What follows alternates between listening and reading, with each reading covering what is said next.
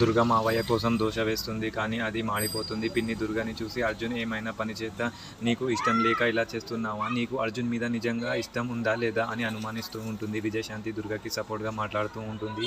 అక్కకి ఎవరైనా నొప్పించడం ఇష్టం లేదు, అందుకే 2 పనులు ఒకసారి చేయాలి అని ఇలా ఇరుక్కుపోయింది అని పిన్నికి సర్ది చెప్తూ ఉంటుంది. అయితే విజయశాంతి దుర్గతో సపరేట్గా మాట్లాడి, నువ్వు చేసే చిన్న పొరపాటు వల్ల అందరికీ నీకు బావ మీద ఇష్టం లేదు అనే ఆలోచన వస్తూ ఉంటుంది, జాగ్రత్తగా ఉండు అని వార్నింగ్ ఇస్తూ ఉంటుంది. బావ కోసమే బ్రతుకుతున్నాను అని నువ్వు ఇచ్చిన మాట నిలబెట్టుకో అని చెప్తూ ఉంటుంది. దుర్గ మనసులో చాలా బాధపడుతూ ఉంటుంది. ఇంత ఇష్టం లేకపోయినా ఆ విషయం బయటపడకుండా నటించాలి, లేదంటే నేను బయటికి వెళ్ళే పరిస్థితి వస్తుంది అని తనలో తను అనుకుంటూ ఉంటుంది.